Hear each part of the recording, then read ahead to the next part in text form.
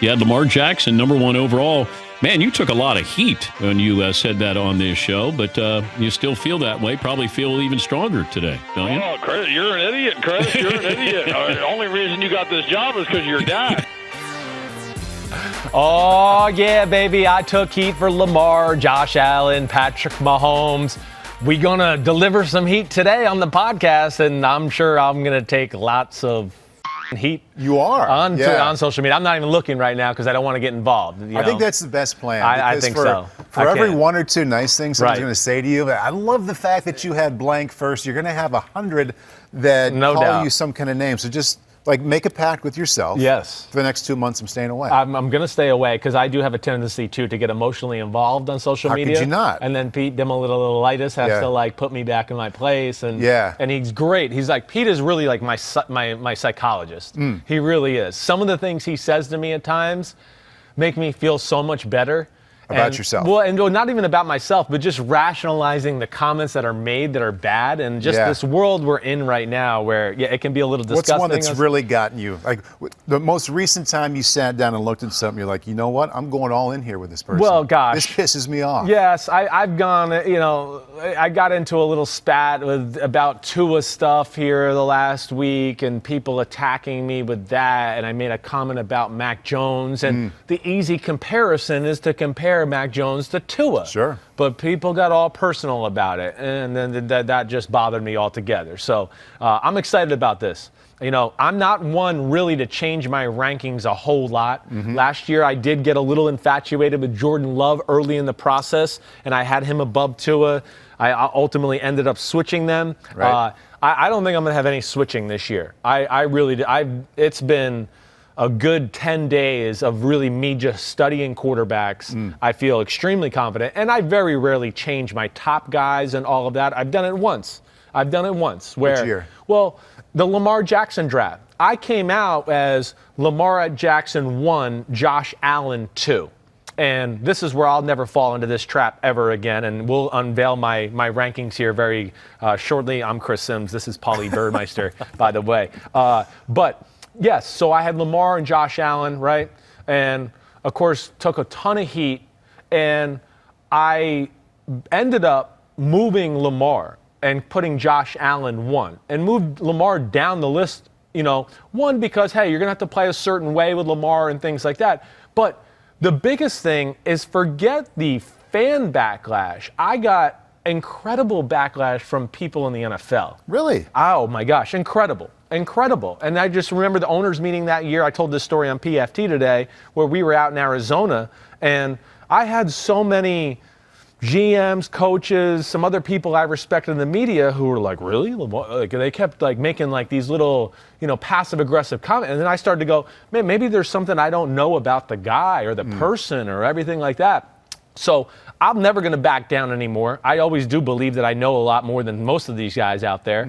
And the other thing is this. Listen, I'm evaluating from what I see on the football field. I can't get on the board with these guys. I don't know the person and the makeup of the person and the attitude and maybe the leadership and all of those. Yeah, I hear things and all that, and I know people all around the league. But, at the end of the day, I'm evaluating what I see between the lines, and that's what you're going to get here today when we break this down. I think it's also good, even though you're a fan, I'm sure that you keep somewhat of an eye on Saturdays on college football. You're not living college football and getting caught up in the narratives there. I'm not. From August through January. You're probably like, okay, I know the names, I know a little bit about what they did. Right. But you're forming that opinion solely based off of the film you watch now in the winter, in the spring. Solely. You don't have a history with what's been beat into you throughout the fall. No, I do not at all. I really don't. Hey, I know some of the bbasic narratives out there. Listen, I respect what Mel Kiper does, Daniel Jeremiah at the NFL Network. I always got a little clue what they're saying. I like listening to them. They're smart guys. They know football. So, I know some of that. But yes, I don't get caught into the narratives of what is being said on college football Saturdays. And also, even with my NFL friends, I have conversations leading up to this process because I've already had some friends, hey, have you really studied the quarterbacks yet and all that? 2 weeks ago I was going, no, not yet. I know what I've seen on TV. Right. And they say things to me and I just go, okay, but I want to be like, I've seen you mess draft picks up a whole lot, so I don't really care what you think anyways. So I'm going to do it the way I see fit. You can agree with it or not, whatever. I can just tell you that I work hard at it. And I've seen a lot in my life. Listen, I grew up around an NFL quarterback. I've gotten to catch passes from guys like Dan Marino and Brett Favre and Tom Brady and seen all of them in person. So we'll see where it goes, but I'm very excited to unveil this as we go here. Before we get into 1 through 6, and I just saw it for the first time. Yeah. So it's going to be a nice little surprise for everybody. Let's keep the history going a little bit to kind of frame what we're doing. I want to show some of the older tweets that have come in, just how you have stood your ground on some things and cut against the grain a little bit. And you've had some really good springs this way of ranking the guys 1 through 5 in terms of how this played out. We see there with who are we talking about here? Mahomes. Okay, Mahomes. That was pretty good. Yeah, I know. Yeah, did you see him throw off his back foot? Yeah. Okay, yes, I did. And most of them are complete and on the money. I did that see works? them. Yes. Okay. Mahomes, and we move into Lamar Jackson. You talked about that. You had him number 1. Yep. Most people did not. Yeah, I know. And there was a lot to like Lamar, not even as the athlete and all that. The one thing that I always think got underappreciated about Lamar tried to be a pocket passer. It wasn't like, I'm just looking to run. He tried to go through reads and things like that. There were so many positives, and of course, yes, he's pretty damn awesome. Someone called you a shock jock for ranking Lamar number 1. I hear that all the time. I'm a shock jock, or I only have the job because of my father. It's the only reason I'm employed. Right. Yes. Exactly. You mean that's not true? What am I doing here? Tua, the Tua thing, it's only a year in, but you were one of the first to kind of pump the brakes on Tua last year and say, you know what, I like him a little bit. Right. I don't love him. Right. And through one season, that's pretty good. Herbert has been a lot better. Yeah, well, it's not even close at this point. And you're right, I'm not trying to judge, that. But could throw that back up there, Kristen. Let's see that. How can you have a name Bro Chill and be an asshole like that on Twitter? Okay? Why wouldn't you be if you were calling yourself Bro Chill? I mean, Bro Chill, and yet you're the not chill asshole on social media. Okay? So you chill, bro. All right? Get back in your seat. And, okay, that's all we got to say about that. See, I'm already getting emotionally invested here. I think for that reason, it's one of the most fun times of the year. I love the games during the fall, but ranking the quarterbacks is really fun. It is good. I just want to say that you mentioned, people want to come at you for being wrong. Yeah. Nobody gets all of these rights. No. Nobody has ever gotten them 100% right. I used to work with Mayock all the time and Daniel Jeremiah, and they were so good at it, just like you are. Yeah. And people want to bring up, well, what about this? Of course I'm not 100%. The greatest coach of all time misses draft picks all the time. Drives me crazy. It's not a perfect thing. It's not. And never will be. No, it's not. And I've been wrong. Listen, I'm still pissed that I didn't have Dak Prescott in my top 5 QBs that year. I missed out on Daniel Jones a little bit. To where I look at that and go, I didn't quite evaluate. So I'm not perfect. I understand that. But I do my homework. And like I said, I got experience, and we'll see where this goes. Okay. Yeah. So that's a little bit of the background. Oh, yeah. We've built you up, so don't screw this up this year. Okay. Thanks a lot, yeah. All right. I didn't watch this morning. I did watch you and Mike. Yep. So this is pretty fresh for me. 1 through 6. Let's go ahead and get rolling with number 1. Go ahead. Let's do it. I mean, we got a graphic here we're going to throw up, but here's my number 1. Wait a second. They flip-flop 1 and 2. Pete, you want to switch that? Yeah. I'm a shock jock.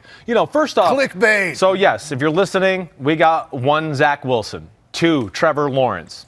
3, Mac Jones. 4, and I'm going to explain this, Kellen Mond from Texas A&M. He's the guy that is way under the radar. 5 is Justin Fields. 6 is Trey Lance. And, just to say this one more time, because, again, I'd like people to listen here. I said this to Mike Florio today. I'm not into, getting clicks or likes or anything like that. I want to be right. I have aspirations to be a GM or a pro personnel as I get older at some point in my life. I didn't know that. I do. Is it me? No, it's not you. But that's certainly something on my radar. I'm not saying I would definitely do it. Yeah. But, if the timing in my life was right, I certainly would. So I don't want to sit out here and, maybe 10 years from now, if I do get a chance to ever do that or something like that, and have some owner go, well, you did this. Why? And I'm, because I was trying to get likes that day. Or that's what I was trying to get retweets. Yeah. No, that's not. I like being right more than anything about social media. So let's go. Let's start with Zach Wilson and the number 1 guy. Okay, Zach Wilson, number 1, as the everyman fan here. Yeah. I mean, what everybody's wondering, and I think he's terrific too. But the question, How do you not have Trevor Lawrence number 1? Right. Well, listen, I like Trevor Lawrence. He's definitely worthy of the number 1 pick. I'm not going to sit here and just go, and we'll get to Trevor Lawrence in a second. What makes Zach better Zach to you? Wilson I'm blown away by Zach Wilson. I feel like I'm back watching almost a Patrick Mahomes again. That's how I feel when I'm watching him. Yeah. It's Aaron Rodgers-ish. It is. Now clarify that, because people are going to take off running the wrong direction because you're saying, how can he be Patrick Mahomes? Right. How can he be Aaron Rodgers? Right. Well, I mean it by this. First of all, his throwing is exceptional, okay? And the consistency of the throwing right off the bat. There's guys open, whatever, he hits them. It's on the target all the time. 20-yard out route, 10-yard out route. There's never really waver in any accuracy on things that are there to be had. Then you just talk about the great talent he has. Listen, he's got the best arm in the draft. And from that aspect, I mean, hey, could Justin Fields, if they stand there, or Trevor Lawrence, and you just said, throw it as hard as you can right there at the wall, could maybe they throw it a few miles per hour harder? I don't know, maybe. But the difference is Zach Wilson, can throw 100 on the radar every throw, and from every angle, and in every window, and 2 feet are off the ground, and he still can throw it as hard as he wants and has unbelievable control as if the receiver was 4 feet from him. So, his arm is special, and his accuracy is special. So he takes advantage of all that's there to be had, as you always hear me talk about that. But it's the other aspect of his game that just also blows me away. When there is nothing there, or, okay, there is a guy open, but whoa, the degree of difficulty of that throw there for being open, and he's got people around him, it's off the charts. It's wow. I knew the kid had talent. I don't know. I did not expect to see what I saw, where it was just one consistent highlight show, game after game after game after game. And then added to that, the off-schedule stuff. He's a special athlete. He can throw in the pocket with people around him. And what I mean is he doesn't need room in the pocket. So, the pocket's collapsing, and he doesn't need to, gear up and be like, oh, I got to get ready to throw it. He can just, and it's like, whoa, that was 20 yards, and he barely put any effort into that. Right. It looked like he flicked it. Right. Whoa. Both feet were off the ground, and he threw it 14, 15-yard out route on the money. There's just so much of that. And then he has the moxie and the ability to extend plays. And within that, hey, listen, I love athletes, but I love athletes at quarterback who play like Rodgers, Mahomes, and Josh Allen. When they run, they don't really want to run. They want to run to then find space to throw a 30 or 40-yard missile and beat you with their arm. And they only run when they go, okay, they triple dog dare me. Everybody's back. All right, I'll go run for 15 yards or 20 yards. And he's capable of doing that. He's a very good athlete. His feet are off the charts good, right? Yep. And I guess what I come down to with him, the only negative is maybe I wish he was a little bigger, okay? Other than that, I had that written down too, because he's listed at 6'3", 210. Right. And I'm watching him he looks 6'3", 190. Yeah. Now, this is what I do like. I know. I can't wait to see what he weighs in at and all of that type of stuff. He does have a nice set of legs on him. I'm a legs and ass guy. I know, yeah. And his thighs and butt, it's an athlete's thighs and butt to where I go, oh no, the explosion there is real. Right. And all of those type of things. And will he measure at 6'3"? We'll see. Is it, as long as is it 6'2 3/4? Probably. That's what it's probably going to be, something like that. But that is truly the only negative I can find. And then, added to that, I'm big on, let me see the bad game, the worst game, right? The worst game. Which for one was it? Coastal Carolina, where I would go, man, okay, they had a pretty good game plan. Yep. He might have had a few throws where you'd go, damn, I've seen him hit that throw all year long. He's a little off. Okay. All right. And they did have a good game. He was under pressure, and he had to deal with stuff all game. It wasn't like people were open or anything like that. But still, if that's the worst game of the year, he still made more throws and plays in that game that I would say that maybe any of the other quarterbacks made in any game themselves. And he was good on the last drive, too. What? Yeah. The last drive? Are you the 40-yard hole shot, the throw people in the pocket on the last play of the game, and he throws a 22-yard laser in cut from an awkward position on the money, and the guy gets tackled at the 3-inch line? Right. Like that's insanity stuff. See, that's Mahomes and Rodgers stuff, and that's where I listen. I knew the kid was good and had talent. I saw that in college and on TV this year. Yeah. But again, like I said, when you start to study and break it down, it's just one after another, and you just go, oh my gosh, I know, oh my gosh, oh my gosh, oh my gosh, right. So just for background and kind of framing where I come to this one too, I did something with Peter King yesterday. I knew we were going to spend a lot of time on this. Peter did a great article, kind of an intro of Zach on his Football Morning in America. You can check that out as well. But so I've watched him more than the other guys the past couple of weeks, or really the past couple of days. I also was blown away. Right. And okay. Good. I'm glad to hear that. You threw out a lot of different ways of praising him and analyzing him. Yeah. I want to kind of break it down a little bit. Let's start with just the physical ability. Right.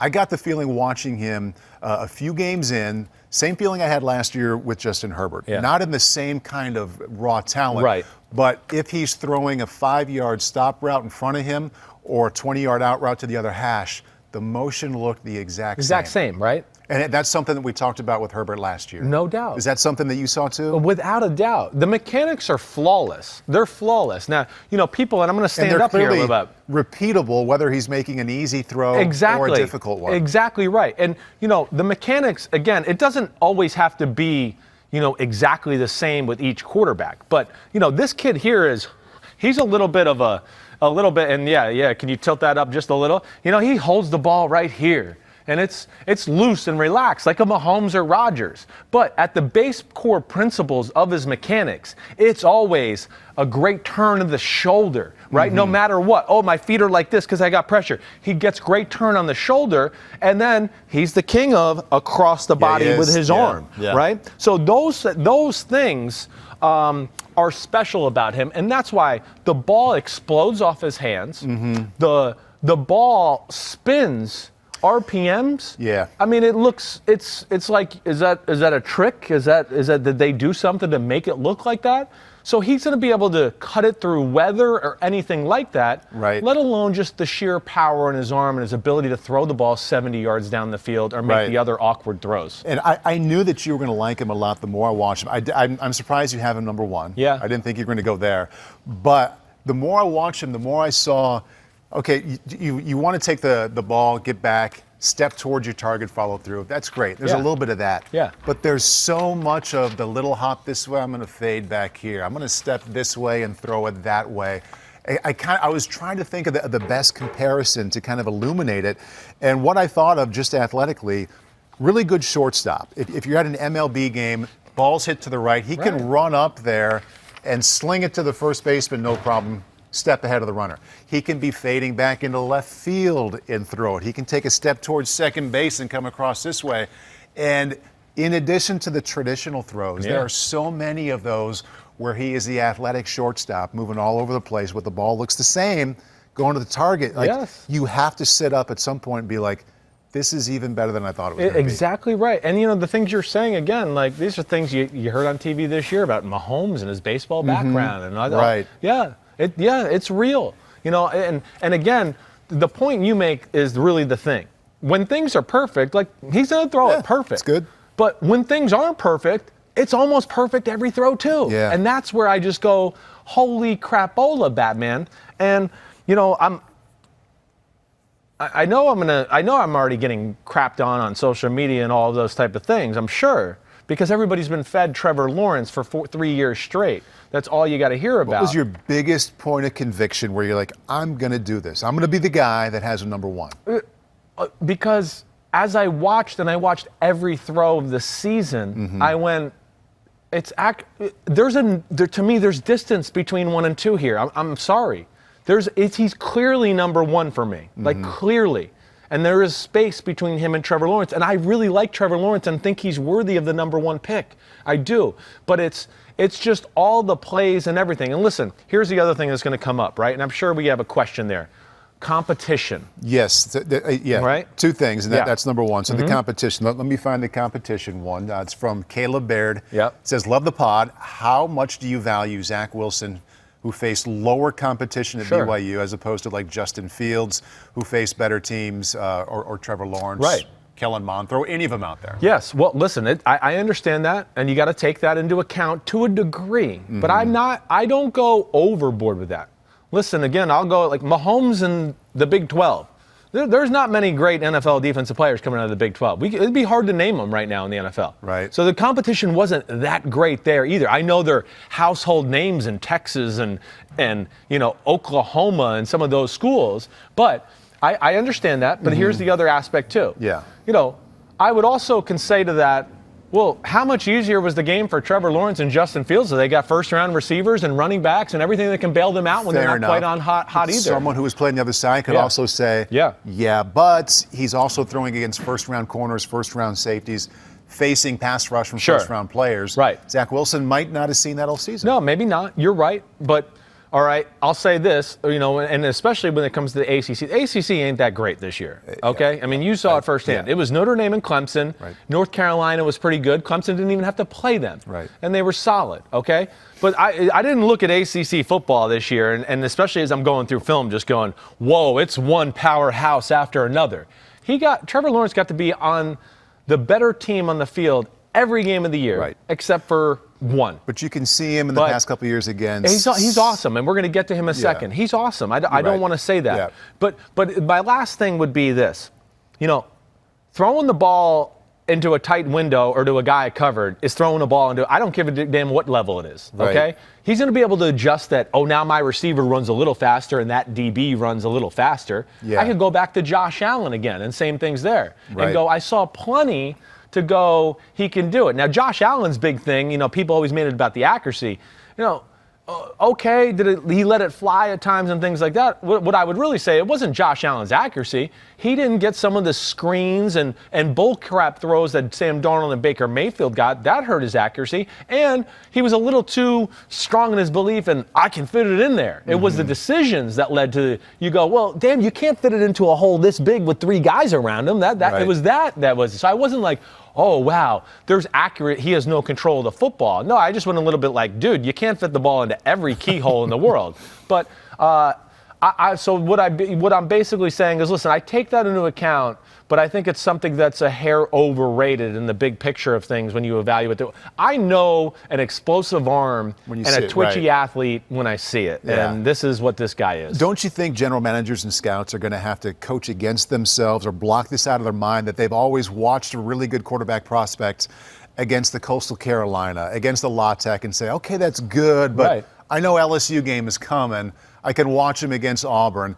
Like, that's not coming now. No. Do you think that some of these guys are going to evaluate and keep him in a safer spot? Because, like last year, you could watch Joe Burrow against Texas. Yeah, sure. You watch Zach Wilson against Texas State. Yeah. Do you think ultimately that professionals, guys who are doing this as general managers for teams, will keep him back because of that point that was brought up? Maybe, but I would just say that's not that wise. There's too many awesome quarterbacks to the test of time from the past. Yeah. Whether that's Terry Bradshaw, Phil Simms, Joe Flacco, Josh Allen, were from Crapola University, and they played Crapola universities every week. Yeah. And then here's the other aspect I think that will ultimately, when they go to a pro day and see him throw, then they're going to go, well, I don't give a damn what competition it was. It's true. I've never seen a guy that throws like this. Yeah. This is unreal. And I think that'll change people too. And we'll see where it goes. But I will stand by that. I think he is the clear number one. Like the clear. There's some distance here to me, and I really like Trevor Lawrence. Yeah. And let's get into Trevor Lawrence now, I guess. Or unless you want anything else you want to hit on. You don't want me to keep it with Zach Wilson for the next hour? I have a number of places I wanted to go. Pete, are we moving on to Trevor? Yeah. Okay. Yeah. All right. To be revisited later. Yeah, we can. I think we hit all the staples. People know what we're talking about there. I think we hit all the essentials. I think you stuck with me for 4 of these in a row, too. So yeah, there will be some revisiting. I'm stuck with Absolutely. you. Darn it. Second-rated quarterback in the draft. I don't know how many other people are going to get to say that sitting across from an analyst, but Trevor Lawrence. Yeah, well, Trevor Lawrence, amazing. Okay? I mean, big, strong arm, right? He's played in a lot of big-time college football. The talent is there. There's no doubt. And to add on top of that, there's untapped talent still here too. There's things that can be fixed in his football game. You know, the one thing that I think I came away with in Trevor Lawrence, and listen, there's a lot of plays where I go, oh, damn throw, whoa, good throw, holy crap, great throw.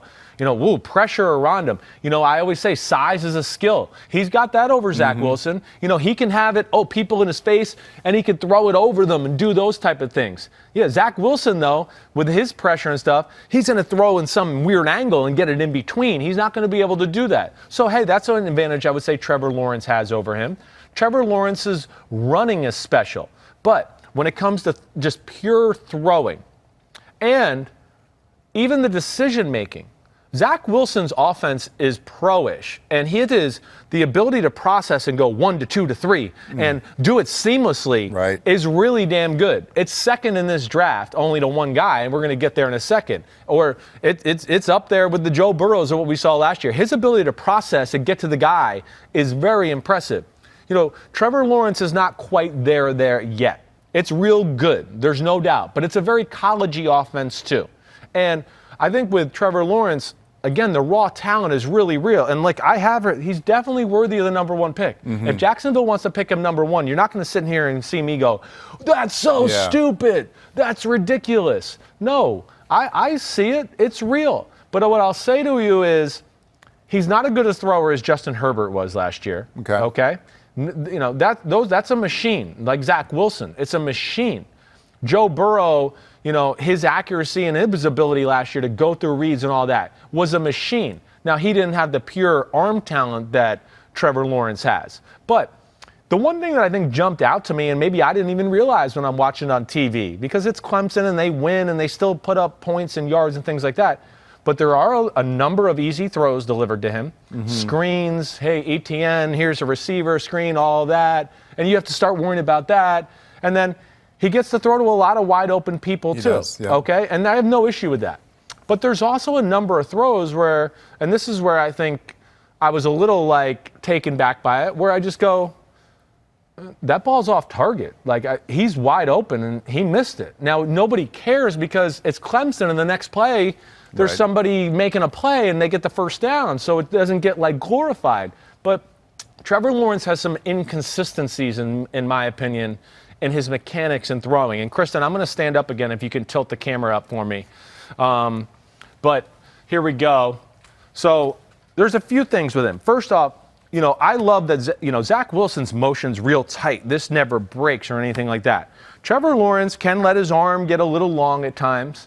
And hey, listen, he gets away with a lot of this because he's got God-given talent. He's a baller. I mean, again, I'm not trying to be negative on Trevor Lawrence, but it could be all over the place with footwork at times. And not like to where I'm like, these are all fixable to where this is where I go, it's untapped potential. He can do some things. But, you know, first thing is, I don't always see great upper body movement, right? You ever watch Mahomes, Brady, Rodgers, they get upper body movement. It's not about the arm. He can let his arm just act like an independent contractor.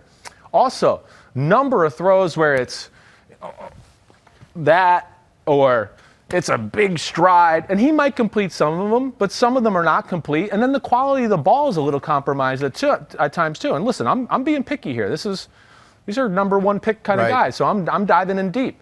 So I see that, and then the other thing he can do too is he can be a backbender. He can be like this, and that's just that. He's got to fix that. And what's the negativity there? Well, you can't rotate or do anything like that. You're gonna have to just fall and step in the bucket every time.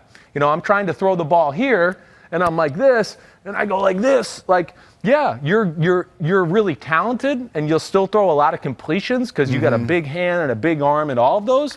But that day where you don't have it, that's where you need mechanics. That's where you got to go, wait, I'm a little off today. Wait, hold on. I just can't do it with my God-given ability. And those are the things that, you know, I just looked at a little bit that, not concerning. Like I said, they're fixable, and it's still a really awesome film, and he's really good. But there was just more of that than I think I thought watching on TV. I think, first of all, it's important to take a breath. I think it's important to point out here, as the first time that we've talked about these quarterbacks on the show, and the fact that you have Zach Wilson 1 and Trevor Lawrence 2, it's not a case where you're raising your hand and saying, hey, Trevor Lawrence is not as good as people say. I get the feeling you really like him. I do. You believe in him to be an NFL success and worthy of a high pick. Definitely. You just think the other guys are a little bit better. And I think it's important to point out it's not a positive-negative thing. It's two positives with one higher. No doubt. Okay, so that's. I mean, Trevor I'm Lawrence, reading that the right way. Thank you. Yes, and I think Trevor Lawrence is like, we're talking long career. He's got Hall of Fame type talent, ability, all of those things. Yes. You know, I'm not knocking him. I'm just saying the guy I see right now at number one is really damn like superstar, special talent, and NFL ready now. I want that understanding out there for you as we go forward. Yeah. And all we have to do is point to last year. Who did you have as your second best quarterback? Yeah, Justin Herbert. And you love him. Yeah. So, I mean, this can be, and I'm not putting words in your mouth. Exactly. But this can be that kind of situation where you really think the top two guys can both be special. Definitely. I'm excited about this whole class. It's a fun watch. It is a good class, yes. From Twitter here, at January14, and yes, there is an S in there, January. Is Lawrence really a generational talent, or have we just been hearing that for so long it's groupthink? No, I think he is in that generation. Like I said, he's a better athlete than Justin Herbert. I don't think he's the pure power machine arm thrower that we saw from Justin Herbert last year. But it's still a special talent. It is. Am I going to look at it like I looked at it like Mahomes or Josh Allen, to where I just thought I saw like just raw talent where I went, man, this is Brett Favre, this is that kind of stuff. Yeah. I don't quite look at it like that. But yes, I still think this is a really special talent. And part of it is what he said. It's Clemson. They're awesome. He was a top recruit in high school. Yeah. A freshman year, he wins the national championship. Before that, he beat out Kelly Bryant. Right. Who was that was a that really freshman good year, college very quarterback. good college quarterback. Yeah. Right. And, again, Clemson's going to win next year, too. Clemson was good this year with the freshman who was in there. Right. And they lost an overtime game to a top 4 team. So the team is really good. But, yes, we have been, it just becomes the overall hype machine. It's a little like Tua last year. But, again, I'm saying this guy is more talented than Tua. Right. But it's just, hey, it's Clemson. They're awesome. His stats are good. They win. And, that he's got to be the best, right? And he's really awesome. Again, I don't want to deny that. I just don't think he's as awesome as the guy number one. Okay. Yeah. I think that's a good start. Yeah. Wilson 1, Lawrence 2. I'm ready to go on to 3. Let's do it. We'll spend a lot more time with Trevor down the road. Yes. So number 3, Right. you have Mac Jones. And Right. I'm excited that you have him there. That kind of like Zach Wilson. You watch him, and I don't know how you could watch him, and whether it's 5 minutes in or 20 minutes in, be like, he's better than what people are leading me to believe. 100%. And I'm so glad to hear you say that. One, he is a machine thrower. He's, to me, like him and Zach Wilson are more consistent throwing the ball than Trevor Lawrence. But, his top-end talent and potential is not Trevor Lawrence. So that's why I don't have him there. But if you just ask me to, right now at this second, who can hit the most bullseyes and make the greatest? I'm going to go Mac Jones is going to hit more bullseyes than Trevor Lawrence right now. He is. Mac Jones is another one I was secretly blown away by as I started to watch it. And it sounds like you were too. Yeah. His first knock, is he doesn't look cool in his uniform. All right, that's all that to me, that's part of the reason we're talking about. And Mike Florio brought it up today too. And I wrote that down. I said, this is really one of his biggest issues. All right, the other issue I hear a lot. Hold on a second. That he doesn't look good in his uniform? Yeah, he doesn't look cool in his uniform. It's a thing. It's a thing. It becomes, because then they just go, and then there's no sex appeal to his game. We don't see sidearm and, he doesn't move around much. I mean, that's a legit issue, but not looking good in his uniform. It just seems like a funny anecdotal thing to bring up. It is. It's a funny anecdotal thing. There are a lot of really good Hall of Fame quarterbacks that I've walked in. Right, look at this. This doesn't look like Zach Wilson or Trevor Lawrence or as cool as some of the other guys. Yeah. But you know what really does look awesome? Yeah. Every ball is a freaking piss missile, perfect spiral, on target. Yeah. And there's so many big-time NFL throws. It is unreal. And where, you talked about, the athleticism. Yeah. Yeah, okay. He's not going to be able to run like Zach Wilson or Trevor Lawrence or some of these other guys in the strap. Yeah. It's okay. His feet are extremely quick. He is unbelievable in the pocket. Yeah. And he can move plenty well enough to avoid traffic and make throws on the run and do all of that. I'm really was kind of like blown away by Mac Jones too, because it was just more than I was expecting. I kind of expected to think, oh, it's Alabama and they're coached well, and yeah, he hits the open guy and blah, blah, blah.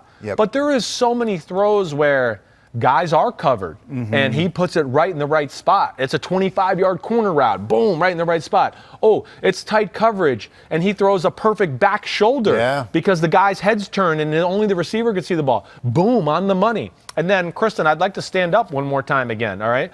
Because his mechanics are certainly special, and he doesn't have all the arm angles that Zach Wilson and even Trevor Lawrence has some more arm angles too, but he still can deliver the ball within the realm of his mechanics any way he wants. So he's got a real traditional, just real traditional throwing motion. There's no sex appeal to it. But okay, now the pocket's tight, and I gotta throw a 20-yard out route, and I don't have a lot of room. He tightens it up and just does that. He has all the right mechanics. And he's not a long strider. No, he needs no room to throw the football. It's always tight. It's not a long over the top. No, it's exactly right. So, it's a slant route, quick, boom, he can get it out quick. Okay, now I got to drive a 25-yard crossing route.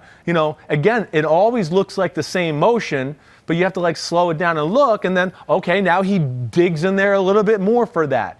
But, his ability to throw with touch. He has every throw in the book. And, the way they call the game, I think they called a more aggressive passing game this year as compared to Tua. Hey, Steve Sarkisian was fantastic this year. And I know they have wonderful weapons. I could call those plays too with those guys. Sure. However, the scheming that he got to be a part of is great. Oh my gosh. And I take it into account, but I still go back to man, there's a lot of plays where the guys aren't wide open, and he's still in the pocket with pressure, and he's got to stand there and make a big-time throw, and he delivers, and it's on the money. And he got hit a lot right before he was delivering these balls. That's something I didn't expect to see. I know. It's more pressure than you realize. Yeah. You think Alabama would protect great, and I go, it wasn't as good as I thought it was as I watched all year long. I think a lot of teams figured we may as well take our shots blitzing against this guy. We're probably going to get beat anyway. Let's get after him. So there was a lot of heavy blitz that got to him the second he got rid of the ball. So that was a layer of impressiveness I didn't expect to see. He stands in there and he can deliver it. And like I said, it might not be the flair of the Rodgers, the Mahomes, the Zach Wilsons of the world. No. I feel like people are taking too many shots at him because of what you just said. I'm telling you. Because it's just the lack of sexiness and coolness in the uniform. I've heard my friends say it. That's why I said it. Really? With that, the way he looks, he's that good? I don't know. Sorry, his body's not great. I don't give a shit. I don't know what to say. The results are, every time it's whoa. This topic, as I was watching him, I kept hearing people say that because I've been reading that. I've been hearing the same thing. And I was just sitting up straighter and straighter being like, you know what?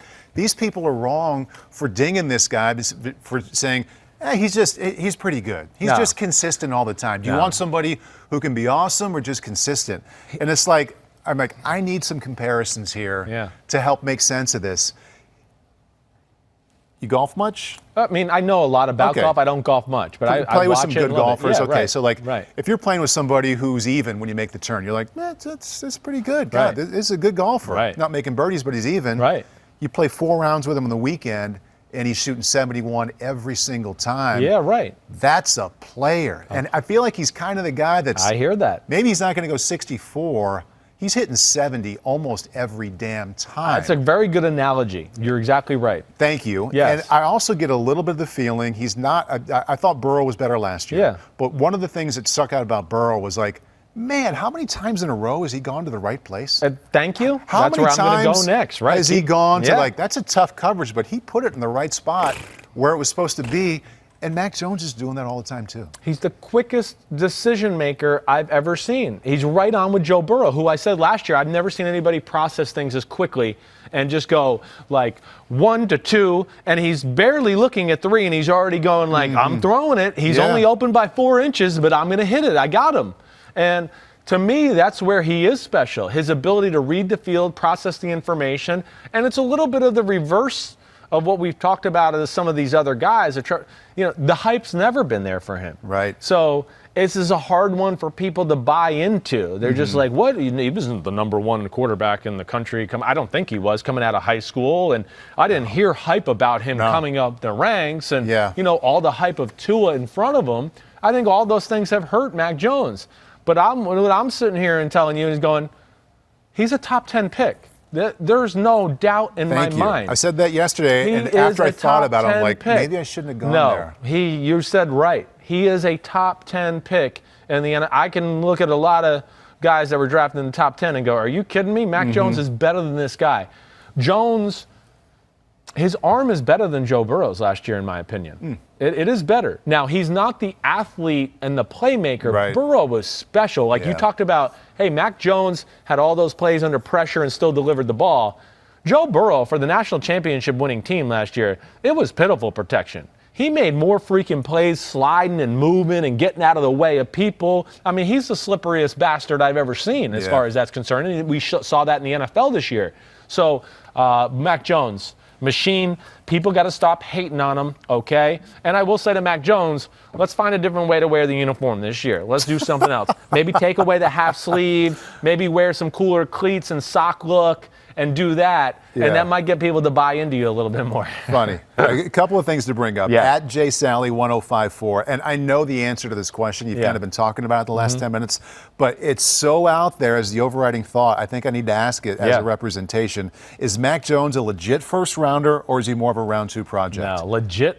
There's no project. There's nothing. He's NFL ready this second. Like, you can bring him into camp.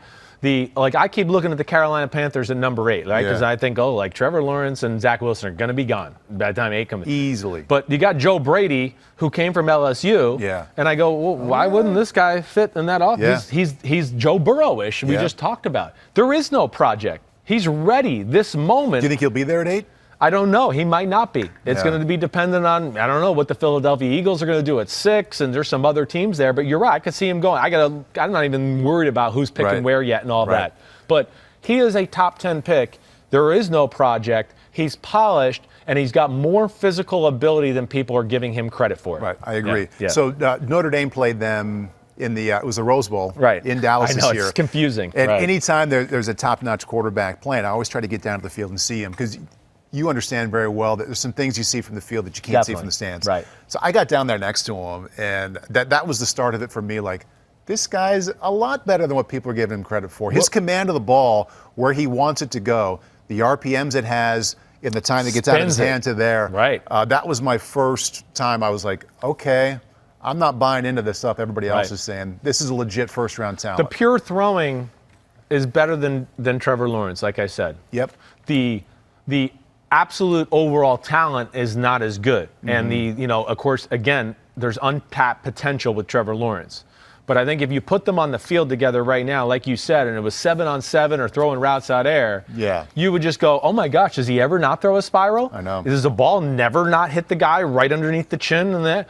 The results are the results, and sometimes we just got to get over, the other things that you hear, or maybe what you see in the uniform or things like that. And big fan of Mac Jones. All right, Wilson 1, Lawrence 2, Mac Jones 3, bringing us to number 4. I've not seen much of this guy other than the highlights in the fall, so I'm looking forward to this. Number 4, Kellen Mond, A&M. Like, of the guys of who you're not expecting, right? Like, I knew some of the guys we've talked about already. I already went like, I expected to see good. I didn't know how good it was all going to look and all of that. Like, this is the guy that's not even on the radar, to where you just go, what the nobody's talking about this guy? Again, it's a machine throwing the ball like Mac Jones. It's a machine. It's a machine. I don't understand why there is no talk about this guy. And I said on the show today with Mike Florio, I said, I promise you this is the guy I'm going to get calls about from my NFL friends today going, oh, I wish you wouldn't have said anything about him. What do you see that they don't see? Well, I don't know what there's not to see, okay? First off, listen, everybody pays attention to wins and stats. And I want to go, but so why does this not give – this guy lost one game in the SEC to Alabama. I mean, they won every other game the whole year. He was thrown 19 touchdown passes and 3 touchdowns. And you know me, I don't give a shit about stats. But that says everybody else does, and I don't understand, so why aren't we doing this for this guy? And then the big thing is, I'm another guy, because I didn't want to say this, as a pure thrower, consistency, control of the ball, all of those things, his arm, it's like Mac Jones. It is. Now, and his arm is more powerful than Mac Jones. He has got an unbelievable release. He can do it. He has great command of the ball. You know, again, as a pure consistent thrower, it's better than Trevor Lawrence. Just as a pure, every throw, bam, on the money, perfect spiral. Now, I don't know why he's not getting more hype. He's 6'3". He's almost 220 pounds, okay?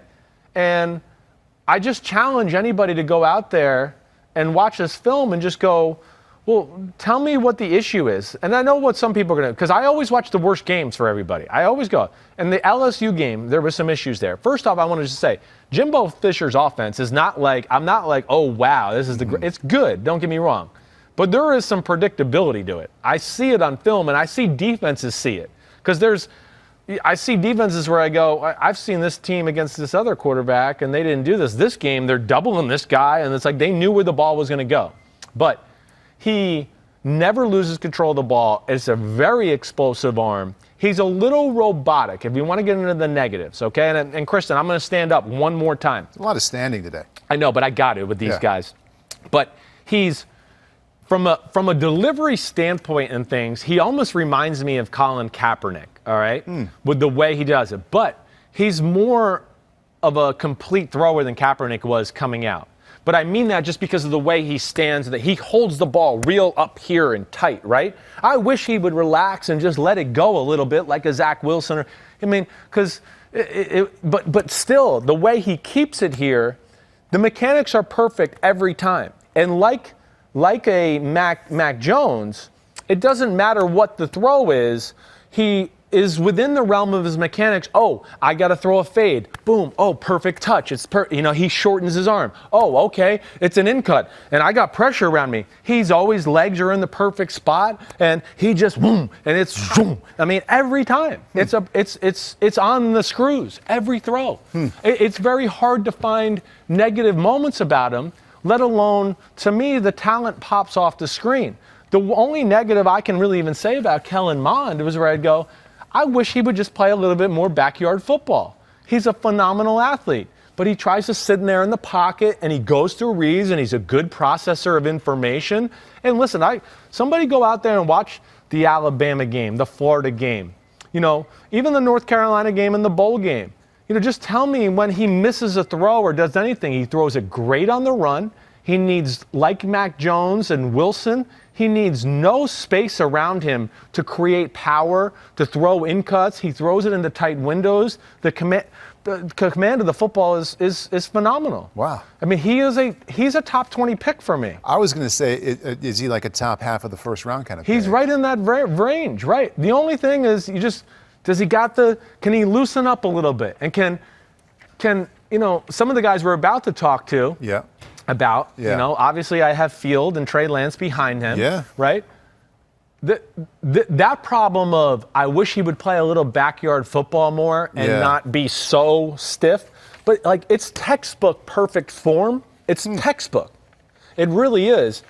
Those are easy fixable things. I look at that and go, damn, he gets with the coach. They're going to be able to, hey, 1, 2, 3, get the hell out of the pocket, move. Don't sit there and do that. You're too fast. I bet you he runs a high 4.5 or a low 4.6. He's that kind of athlete. He's really special that way.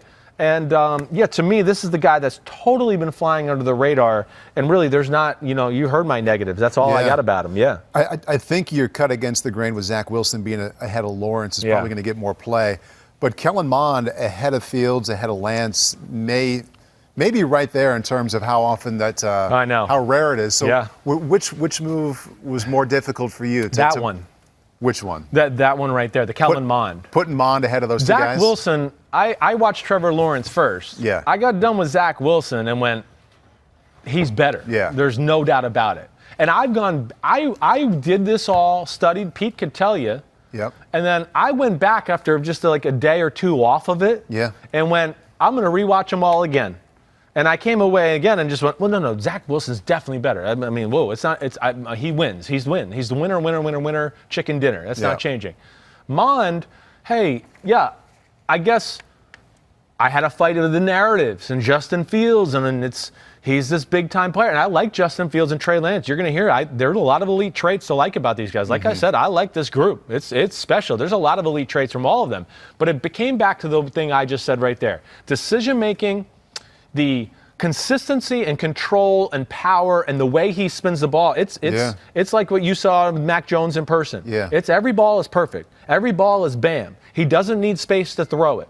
And he's a very good athlete, and he's been in a system that is pro-ish, right? So I love that. And his problem, what I came back to, his problem that I don't like is a very easy, fixable problem as compared to some of the problems I'm going to talk about with Justin Fields here in a second. One backing up, just kind of follow-up curious question. Yeah. You said Kellen Mond's system at A&M was pro-ish. I think I remember you saying the Trevor Lawrence system was college-y. Yes, it's college-y.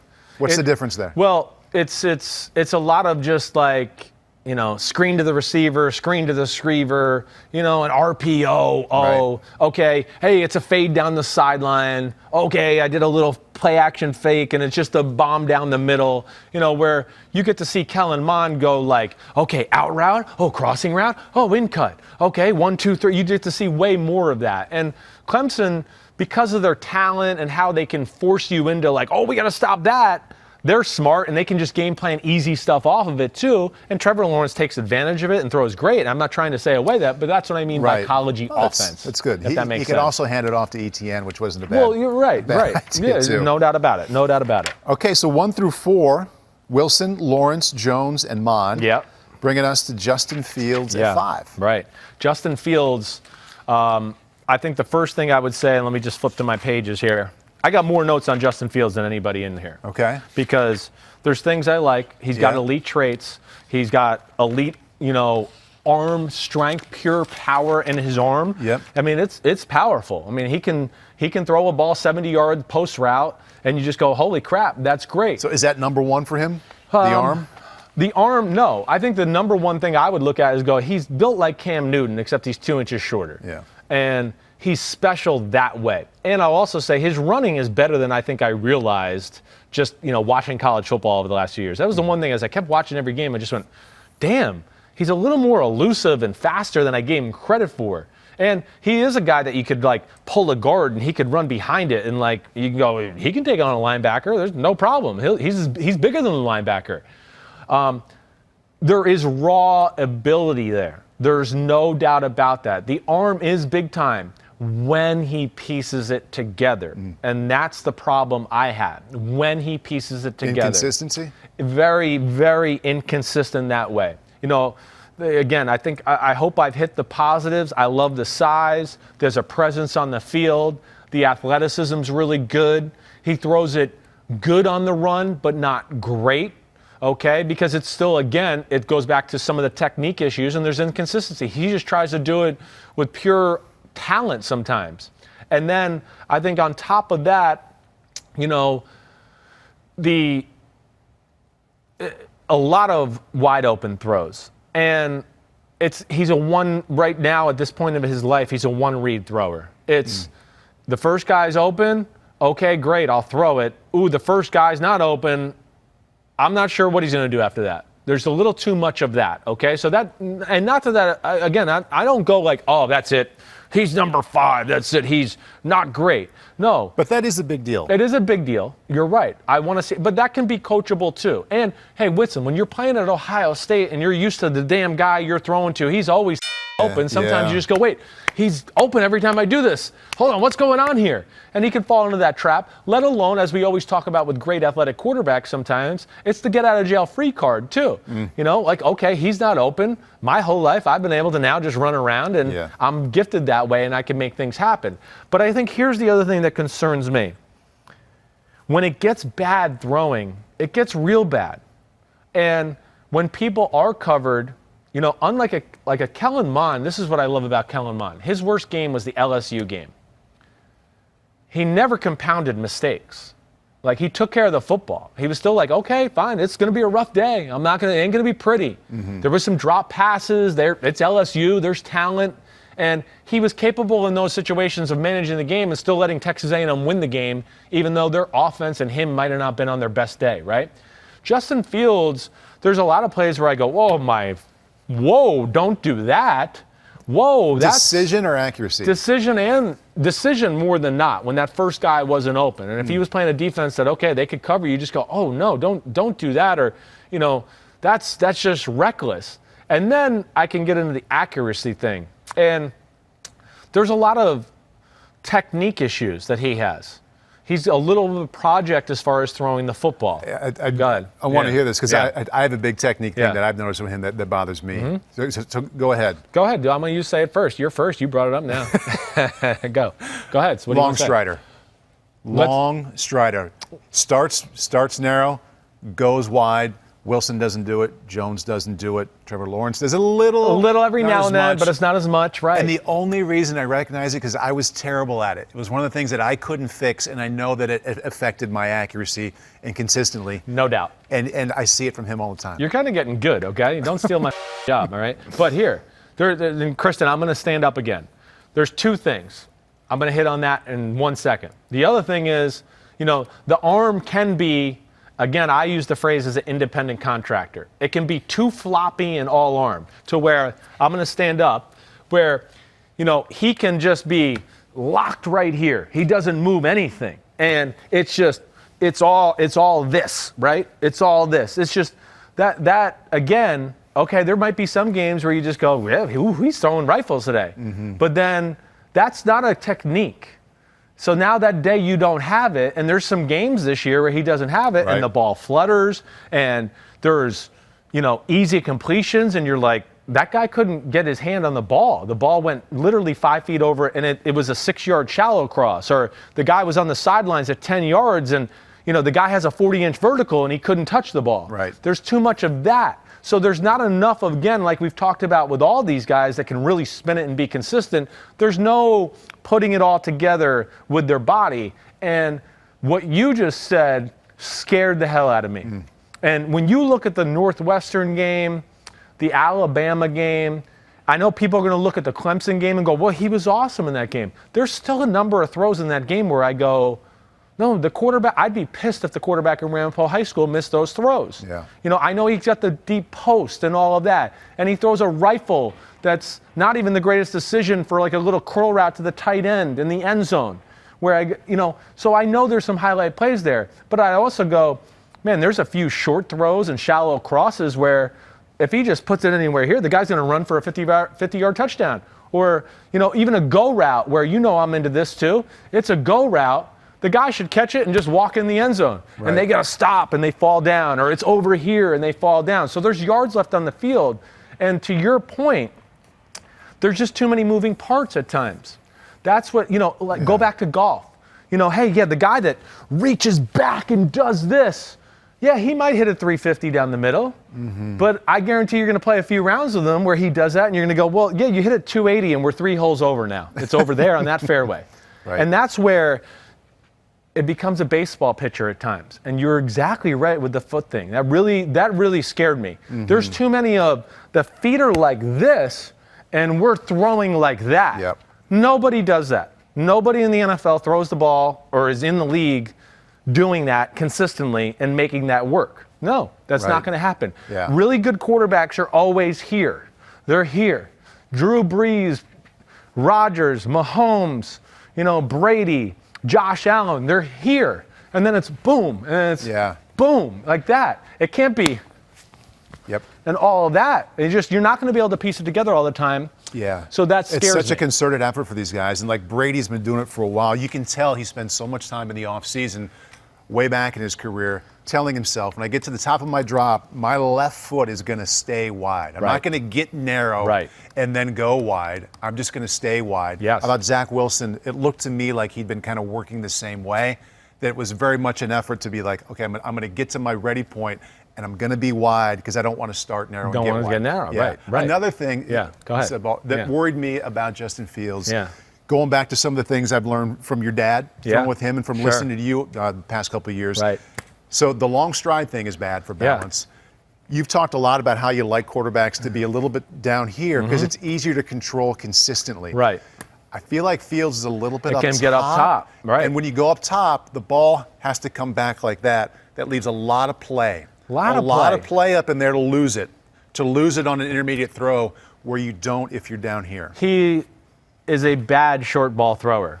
He's the worst of the group. Yeah. Backs out of the backfield, shallow crosses. Damn, it's less than 50% on those throws. There's nothing because it's all, let me just like figure out how to way to throw it.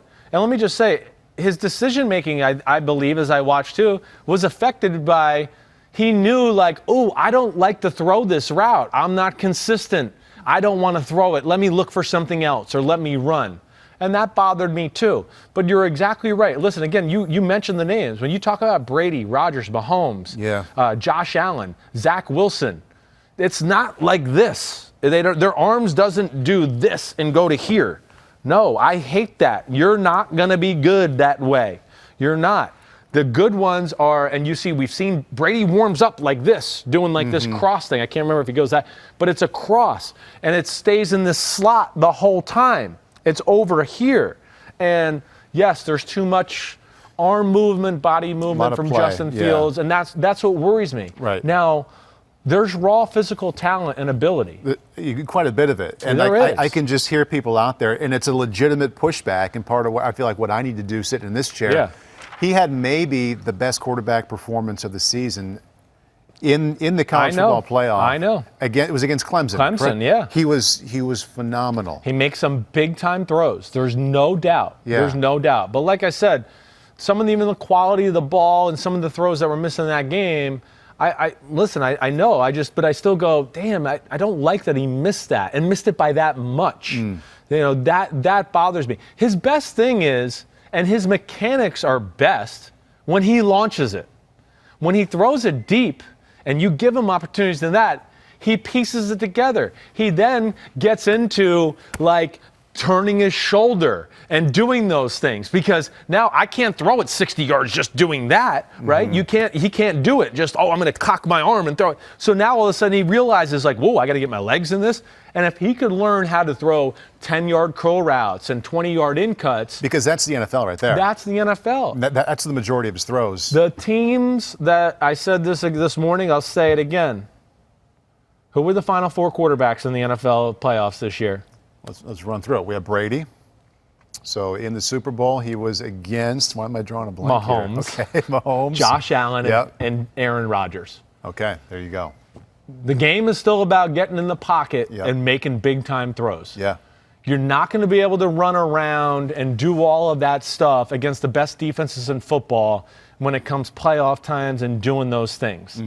That you still got to be able to do that type of stuff. Right. And I love the raw physical ability, like we talked about. There's some technical issues you got to worry about. Yep. And yeah, there's some things, reading the field and things that I think you got to worry about. Definitely. It's going to be the third Ohio State quarterback, and I don't know if they teach this or not. Yeah. But with Cardell Jones, Dwayne Haskins, and now him, where it's too Army. It's too this. Yeah. And that ain't going to get it done. And it's also, the Ohio State thing comes up quite a bit, and it's going to be part of his evaluation from the GMs and also from all of us fans. I want to get to this question from Big Sports Guy. Will Justin Fields be able to compete in the NFL on a consistent basis? Ohio State quarterbacks always seem to have good college careers due to the vast talent around them, which in turn boosts their draft stock. He's got to fix those issues, but I do. Is it fair to put the Ohio State thing in there? Not necessarily. I don't think it is. Because the Haskins thing is out there. There's a little correlation in this aspect. They're extremely talented.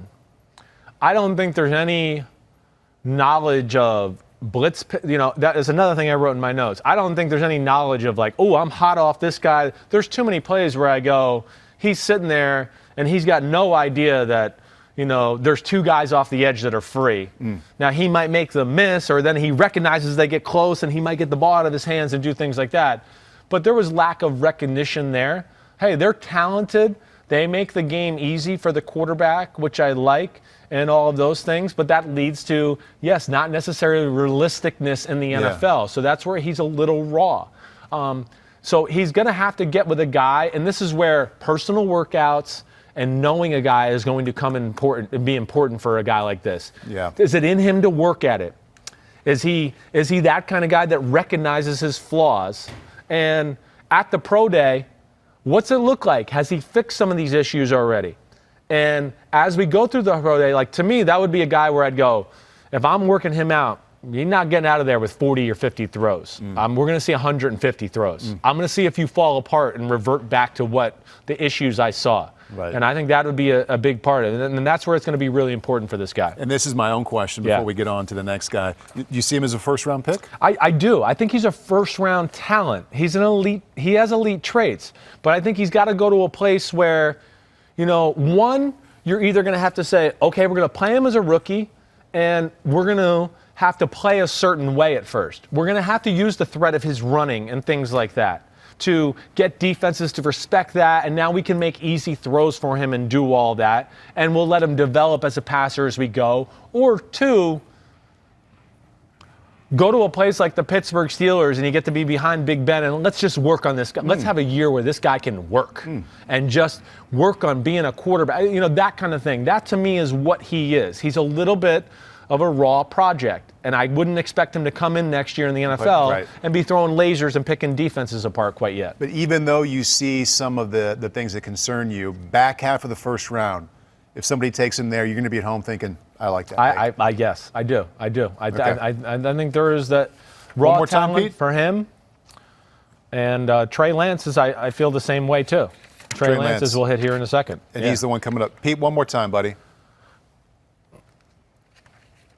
If someone takes him to the top 10, then I'm not going to be happy. I'm going to go, to me, I'm just going to go, well, that's risky. Hopefully they saw something in a personal workout and knowing the guy that they bought into it. But from what I see on the field and what I evaluate, I'd go, ooh, man, top 10? Okay, fine. Let's see what happens. And we're going through 6 here, so your 6th quarterback, Trey Lance, which is also, I think, lower than what most lists are going to have him. Yeah, I know.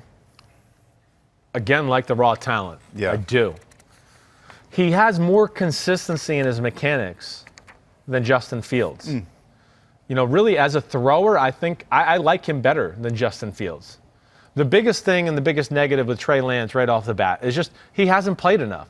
One game this year, and even the year before, they played and they were awesome and they, dominated 1AA.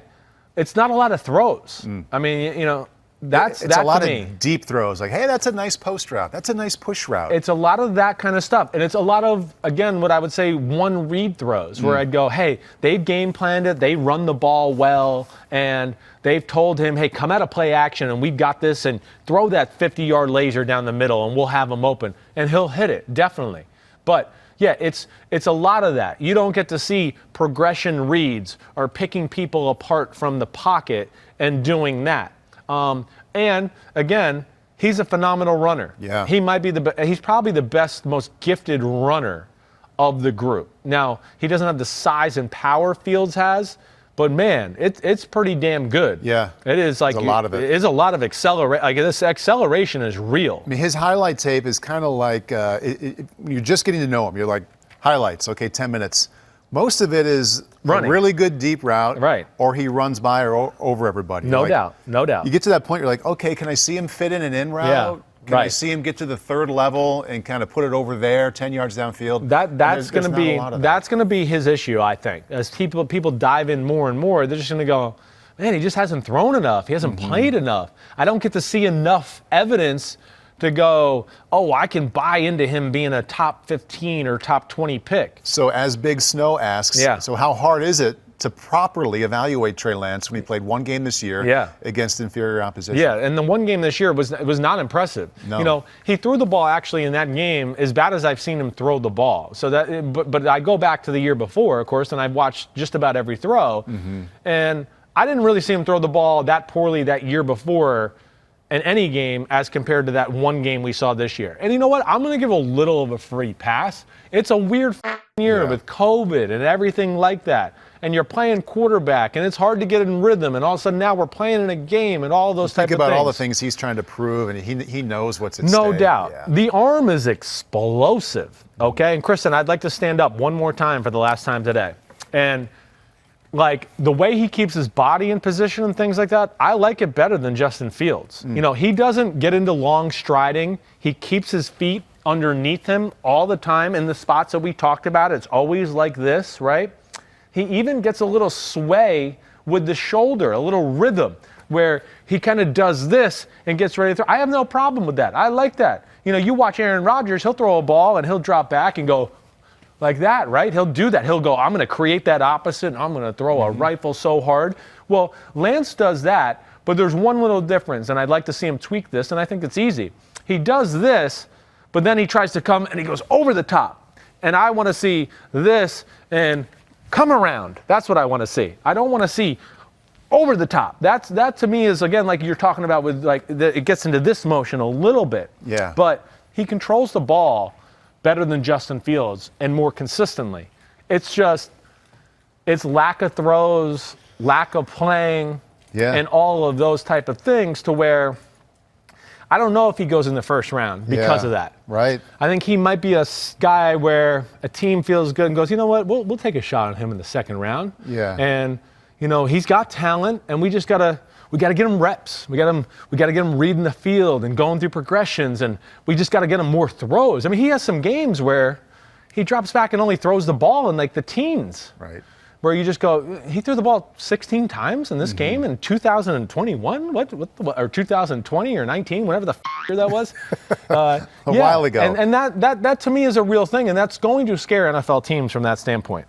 At Rustum Saini 92, how does Trey Lance compare to Jordan Love? He has that raw explosion in his arm. There's less. You know, Love got to play in an offense where at least he went through reads and did some of that stuff.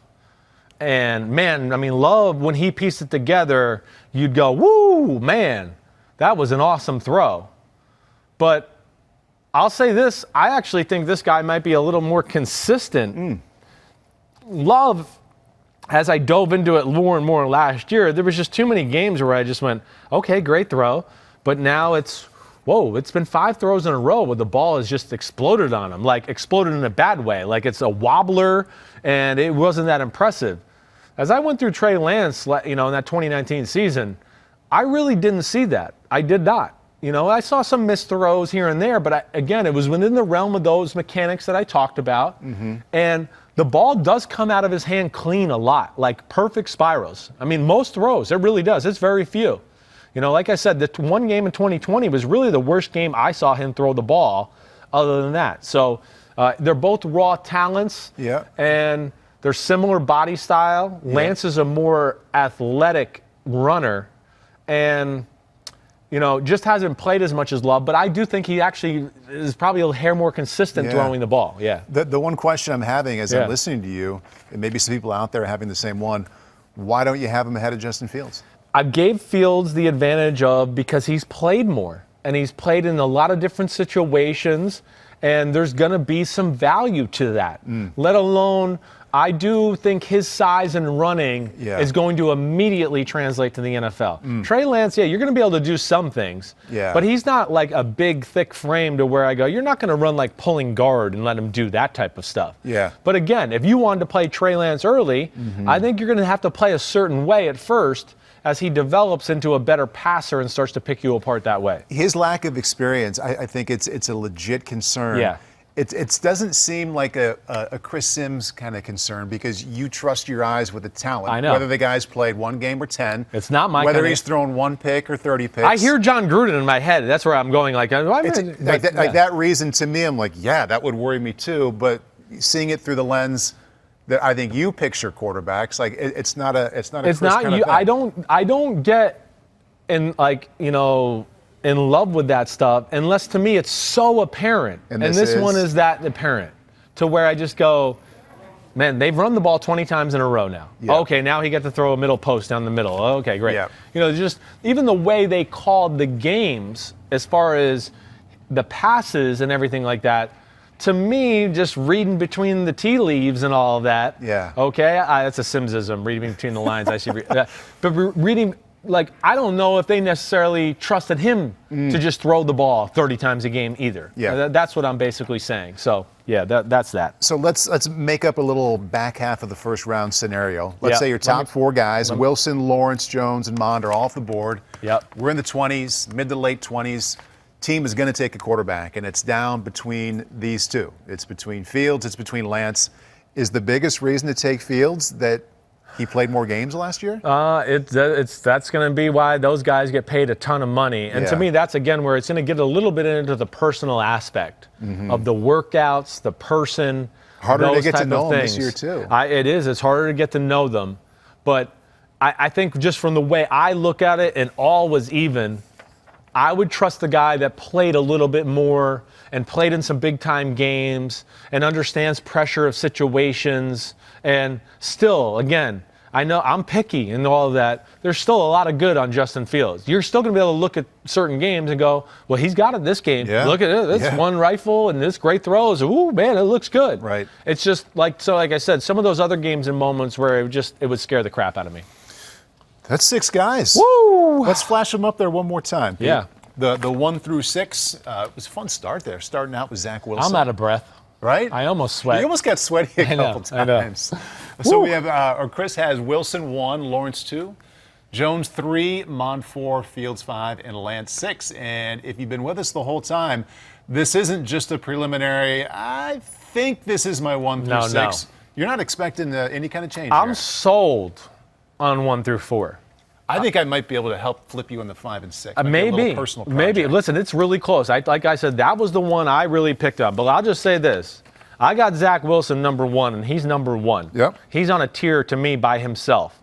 And then there is Trevor Lawrence, and, Mac Jones and Kellen Mond are very close there, right there, too. But Right. I think Zach is clearly 1. I think Trevor is not as clearly, or not as a huge a gap as from 2 to 3 as I was expecting in this process, because Mac was special. Mac was damn good, a lot better than I expected.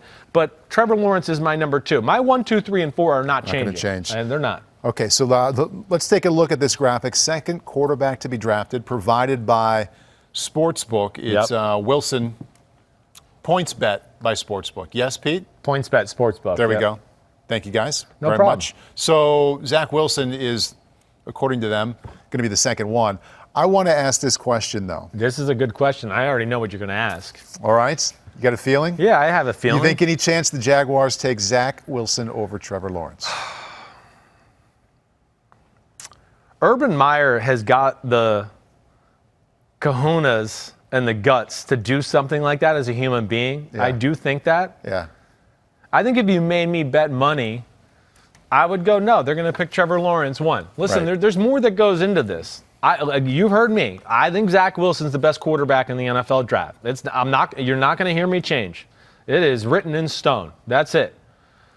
But Trevor Lawrence is still really damn good. And he is godly in that part of the country.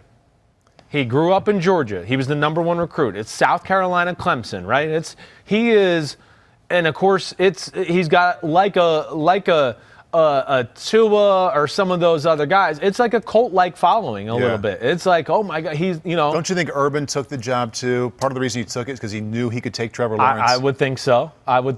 Yes. So there's that aspect. He's going to be a huge draw. People are going to want to go see, oh my gosh, Trevor Lawrence, he grew up right down the road in Georgia. Whoa, we saw him come in here to SEC country and whoop the shit out of certain teams and beat Alabamas of the world and all of that. So that's where, I guess if you made me bet, I don't think they got the balls to take Zach Wilson is what I'm saying. Sorry, Jacksonville, I don't mean to be personal there, but I don't think Trent Baalke or Urban Meyer are going to have the balls to do that.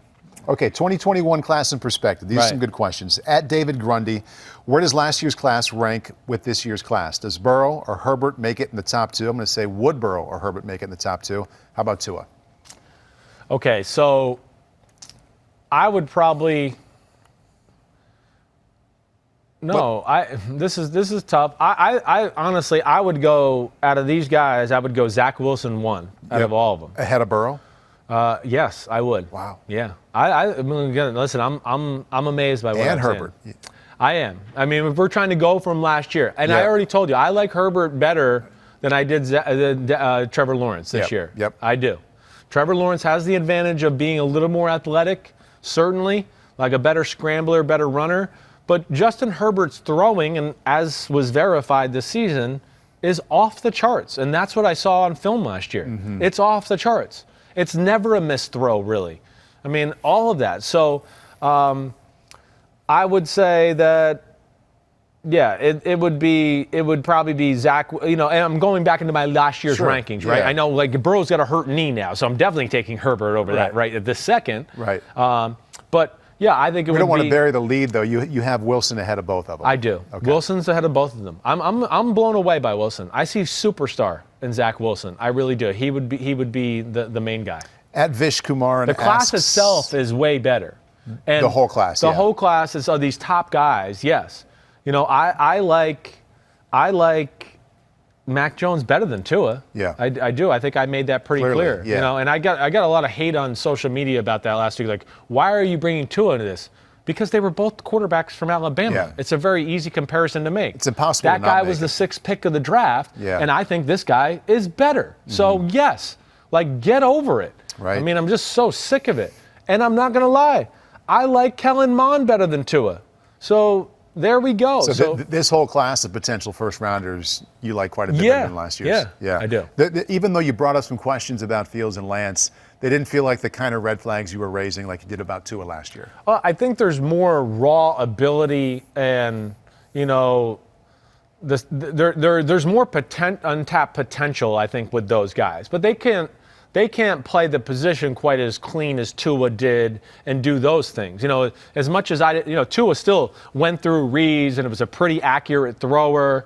My issues with Tua was there wasn't a lot of like wow throws, or when people were close to him in the pocket, there wasn't a lot of like, oh man, the pocket's collapsed. He still hit the 20-yard in cut. There wasn't a lot of that. That was my big issue with it. Or it was, Tua was one of those he was a good enough athlete in college to where he could look at one and then scramble around and do those things. But I always thought that he's not going to get away with that in the NFL. It's not that special and gifted that way. So that's my thought there. Last question here. It's a quite a bit bigger picture. At msmudge1984, as a whole, where does the 21 draft class sit compared to the last 5 classes? Oh, as a whole, I can't tell. I can't answer that yet. I'm really just diving into wide receivers. Yep. So you need to give me another few weeks here, and I'll be able to explain that a little bit more. As for now, comfortable saying it's better than last year's class, and that's the quarterback thing. Quarterbacks, yes. Oh, definitely. Yeah. Yes, I am. Yeah, I'm definitely more comfortable with saying that for sure. Yeah. I think M. Smudge might have been talking quarterbacks. Okay, sorry. If that's the case, let's assume as he a or whole, she was. I like this class because I think legitimately, like the 6 guys we just mentioned. Yep. Like they all have elite traits. And I couldn't say that about 6 guys last year. There's no way. Right. So there's some things here where even as much as I picked apart Fields and Lance, I still go unreal arm, unreal athlete. Fields is built like a Greek god. Lance is like wide receiver, quick in acceleration. So those things, I mean, even though there's some deficiencies in some other areas, they have that still can, pop my eyes open and can still probably make things work in the NFL. Whew. Damn, I'm exhausted. Almost sweating. I need an IV. Yeah. It's lunchtime. What do you have? I don't know anything right now. I might have to. Is it open down there? No, you got to order on the Thrive app. Oh, man. Thrive, put it on my tab. It's the second podcast in a row I've gave you free advertisement. You did, and you did notice, by the way, this pod is a first for something. It's a first. What's that? First time it's ever happened. Fully made up. Oh, I did notice it. I didn't. I know. Look at you, all makeup. Yeah. Well, it doesn't matter, when you have those Marlboro Man good looks, it doesn't really makeup doesn't matter. It doesn't really. I don't even notice. Have a lacrosse draft coming up after this. So that's the makeup. All right, get your ass ready. Football to lacrosse now. Here you go. Right? Yep. That's it, everybody. You know where to find me. I'm willing. We're going to discuss, I think, all the reactions and questions engaging. on Monday. He's not going to I will not be engaging. Pete's going to have to look through my Twitter, and then we'll answer those questions on Monday. Send me the good ones, though. It's a lot, he said. Oh, okay, lots of good ones. Please include me on the really good and bad ones. And my phone is blowing up as we've sat here, so obviously this has gotten some people's attention, but that's it. Hope everybody enjoyed. Hope you liked the breakdown. Again, we're going to continue talking quarterbacks next week. I'm going to get Big Phil in here probably Monday, too, to talk to us a little. Yeah. So he can talk. We have some conversations. Everybody be good. Have a good weekend. Peace out. You the man, Paulie B. All right, good to see you, man.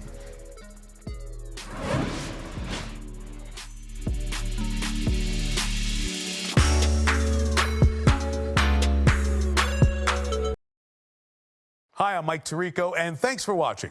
Make sure to hit subscribe for the latest news and highlights from NBC Sports.